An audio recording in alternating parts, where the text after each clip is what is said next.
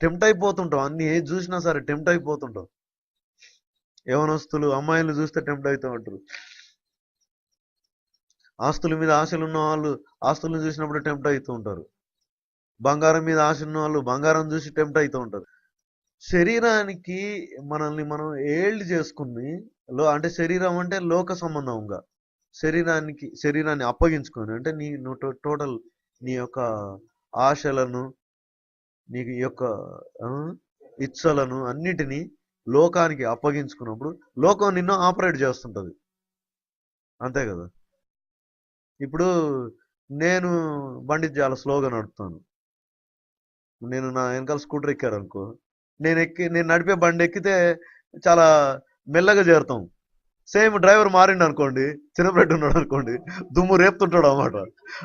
Driver మారితే అట్లుంటది అన్నమాట. మనం శరీర ఆశలకు మనల్ని మనం అప్పచెప్పుకుంటే వాడు లోకంలో జర్కులు జర్కులు కొట్టిస్తుంటాడు. చుక్కాని అని చూపించేవాళ్ళు. బయోస్కోప్ ఏదో ఉంటుంది చూడు, ఈడ మూత తీసి ఈడ చూడాలి, తొంగని చూస్తే దాంట్లో చార్మినార్ చూడరా బాబు చూడు, చార్మినార్ చూడు అని ఎమ్మటే ఢిల్లీని చూపిస్తాడు, తాజ్మహల్ చూపిస్తాడు. వాడు ఇంకా చూపిస్తాడు, క్షణానికి ఒక పిక్చర్ చూపిస్తుంటాడు అన్నమాట లోకంలో. నీ ఆశ తీరదే, ఎక్కడ తృప్తి తీరదే.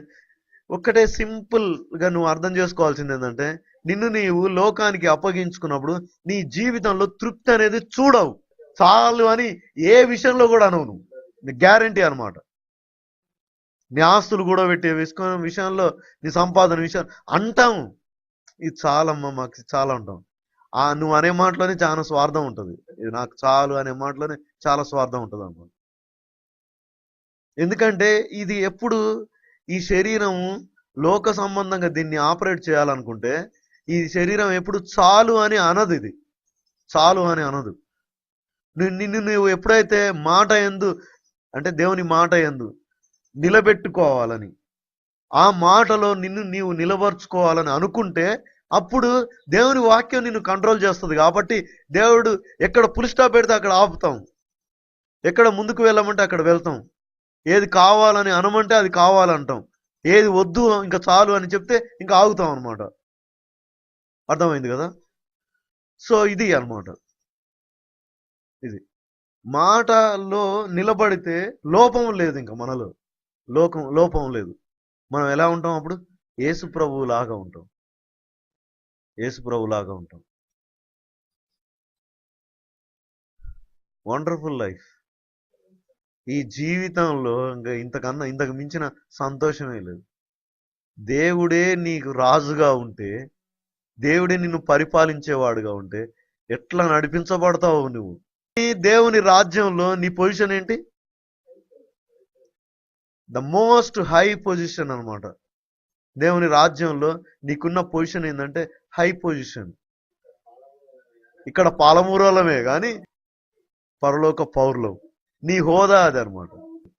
మాట ఎందు తప్పని ఎడల నిన్ను నువ్వు డిసైడ్ చేసుకో. ఇంకా ఈరోజు లోకంలో ఎలాగో చేపలు పట్టుకునేవారు కదా అని అనుకున్నారు, కానీ భూమిని తలక్రిందులు చేసేశారు. ఇప్పటికీ చేస్తున్నారు వాళ్ళు, ఇప్పటికీ ఒకసారి ఊపి పడేస్తున్నారు. ప్రతి దేవుని సేవకుని యొక్క భావావేశం అంతా వాళ్ళలో నుండి వచ్చింది, వాళ్ళ పరిచర్యలో నుంచి వచ్చింది. Thank you Jesus. హల్లెలూయా. నేను చెప్పే మాట బాగా అర్థం చేసుకోవాలి. మనం దేవుని ఎన్నుకునే విషయంలో, అంటే దేవుని వాక్యాన్ని ఎన్నుకునే విషయంలో మనం మన నిర్ణయం సరిగా ఉండాలి. అంటే మనం తీసుకున్న తీర్మానం స్ట్రాంగ్గా ఉండాలి. నిలబడినప్పుడు నువ్వు దేవుని మహిమను చూస్తావు, మధ్యలో వదిలేసినప్పుడు ఎలా చూస్తావు కదా. నిలబడాలి, దేవుని వాక్యాన్ని చేతబట్టుకొని నిలబడటం నేర్చుకోవాలన్నమాట. నేను ఇంకా చూస్తున్నాను 3వ అధ్యాయంలో 8వ వచనంలో ఏమనుందంటే, ఏ నరుడు నాలుకను సాధు చేయ నేరడు, అది మరణకరమైన విషముతో నిండినది, అది నిరర్గలమైన దుష్టత్వమే. ఏ మనిషి కూడా నాలుకని సాధు చేయలేడు. ఒక ఒక యవనస్తుడు సహోదరుడు మా ఇంటికి వచ్చాడు. వాళ్ళు ఒక సంస్థలో, ఒక విద్యా సంస్థలో పనిచేస్తున్నారు అన్నమాట. అతనును ఆ లోపల ఇంకొక అతను కూడా వచ్చాడు, అతనితో పనిచేసే ఇంకొక కొలిగ్ కూడా వచ్చాడు, మాకు బాగా క్లోజ్ అనమాట. వచ్చారు. అబ్బాయి ఏం చెప్తున్నాడంటే కొంతమంది విషయంలో సాక్ష్యం చెప్తున్నాడు. వాళ్ళు ఒక నలుగురు క్రిస్టియన్ సహోదరుల గురించి సాక్ష్యం చెప్తున్నారు అన్నమాట. పేరుకి క్రైస్తవులు కానీ వాళ్ళు నిజంగా మనుషులు కాదన్నా అని చెప్తున్నారు అన్నమాట. వాళ్ళు 4 డిపార్ట్మెంట్లలో ఉన్నారు, వాళ్ళు దిక్పాలకుల్లాగా 4 డిపార్ట్మెంట్లలో. వాళ్ళ గురించి సాక్ష్యం అనమాట. అతను చెప్తా ఉంటాడు, ఒక మంచి బట్ట వేసుకుంటే ఓరలేదన్న ఆమె అని చెప్తున్నాడు అన్నమాట.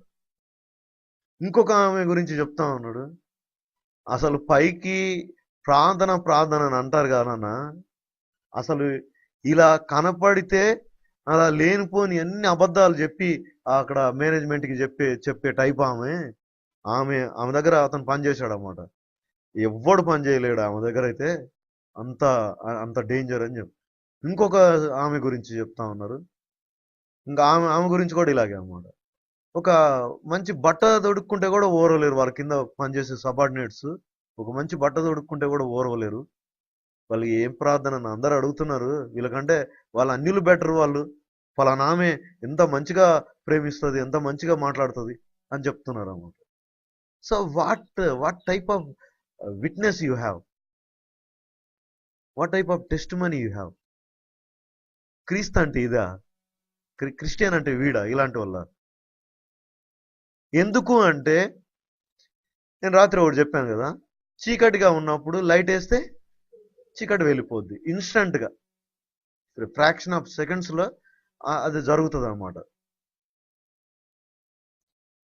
కదా. నీ జీవితంలో వెలుగుంటే చీకటి వెళ్ళిపోవాలి.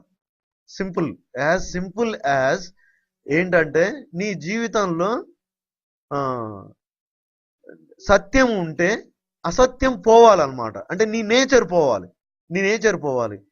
ఇప్పుడు నీది ఇదివరకు నాలుకే, అది ఇప్పుడు ఇదివరకు నాలుకే.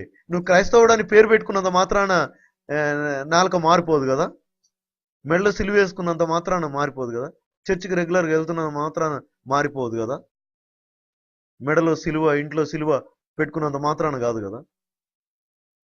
అన్లెస్ మాట యందు నిలబడితే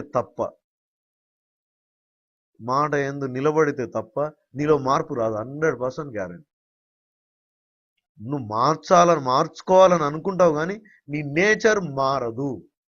ఎందుకంటే ఆ నేచర్ దాని స్వభావము పాపమే గనుక. నీ శరీరమునకున్న నేచర్ యొక్క స్వభావము, నేచర్ అంటే స్వభావమే, దాని స్వభావము పాపమే. క్రీస్తు అనబడే సత్యము వెలుగు నీలోనికి రాలేదు కాబట్టి ఆ వేరు చావలేదు. ఇంకా ఆ వేరు, నువ్వు నూతన సృష్టి కాదు.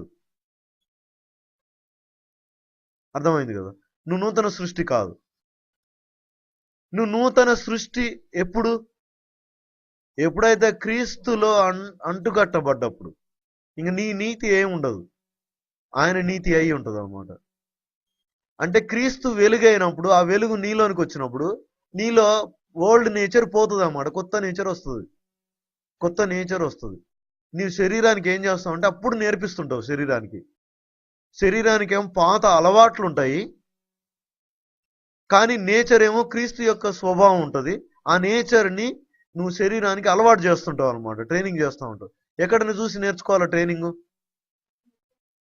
ఏ సినిమా చూసి నేర్చుకోవాలా? ఆయన వాక్యం చూసి, ఆయన మాటను విని నేర్చుకోవాలన్నమాట.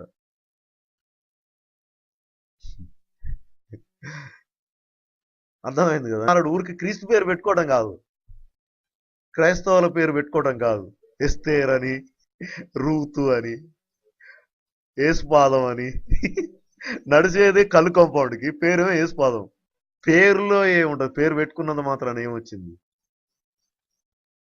నేచర్, క్రీస్తు యొక్క స్వభావం నీలోనికి రావాలన్నమాట. అందుకే యేసుప్రభు ఏం చెప్తున్నాడు అంటే, ఏ నరుడు నాలుకను సాధు చేయలేడు. అంటే నాలుక అంటే నీ నేచర్ని నువ్వు సాధు చేసుకోలేవు. సేమ్ అదే ఉంటది. నీకు మతం మారి ఉంటదేమో కానీ ఇదివరకు ఒక గుడికి వెళ్ళేదానివి ఇప్పుడు ఇంకొక గుడికి వెళ్తున్నావు అంతే. ఇదివరకు ఒకటే గంట ప్రార్థన చేసేదానివి ఇప్పుడు ఇంకొక గంట ఎక్కువ చేస్తున్నావు అంతే. ఏ నరుడు నాలుకను సాధు చేయనేరుడు. నాలుక అంటే అదనమాట. ఇంకా ఏమనుంది, అది మరణకరమైన విషముతో నిండి ఉంది. ఇది కంప్లీట్ డెత్ నే రిలీజ్ చేస్తుంటది. శరీరము కంప్లీట్ డెత్ నే రిలీజ్ చేస్తూ ఉంటది. శరీరాన్ని నడిపించేది లోకం అయితే ఇంకా మంచిగా ఉంటది కదా ఇంకా. అది నిరర్గలమైన దుష్టత్వమే. ఇంకా నువ్వు ఓపెన్ చేస్తే అది ఇంకా ఆపేది ఏముండదు అనమాట. ఒక ప్రవాహం లాగా దుష్టత్వం లోపటి నుంచి వస్తూనే ఉంటది. ఎక్కడి నుంచో రాదు దుష్టత్వం, మన నోట్లో నుంచే వస్తుంది. అత్తని కోడలు చూసినప్పుడు ద్వేషం వస్తుంటది అనమాట. కోడల్ని అత్త చూసినప్పుడు, ఇప్పుడు ఎవరైనా సరే రిలేషన్ ఏదైనా సరే అనర్గళంగా ఈ పాప ప్రపంచం నీలో నుండి వస్తూనే ఉంటది. ఇంకా దీనితోని దేవుని పోలికగా పుట్టిన మనుషులను శపింతుంది. పొరుగు వాణ్ణి, యాక్చువల్గా ప్రతి మనిషి ఎవరి పోలికలో పుట్టినట్టు? దేవుని పోలికలో. ఇప్పుడు దేవుడు నరుని సృష్టించినప్పుడు ఎవరి పోలికలో సృష్టించాడు? తన పోలికలు. అంటే ప్రతి మనిషి దేవుని పోలికలో సృష్టింపబడిన వాడు అనమాట. అంటే ఒక సహోదరుని శపించే విషయంలో ఏమి వెనకాడం. దేవుని పోలికగా పుట్టిన మనుషుల్ని శపింతుము. ఒక్క నోటి నుండి ఆశీర్వచనమును శాపవచనమును బయలువెళ్ళును. పైనుంచి ఏముంది? అది దీనితో తండ్రి అయిన ప్రభువును స్తుతింతుము. 9వ వచనంలో దీనితోనే దేవుని పోలికగా పుట్టిన మనుషులను శపింతుము. దేవాలయంలో భజనలు చేసిన, ఎన్ని స్తుతి పాటలు పాడినా, ఇంకా ఇంటికి వెళ్ళి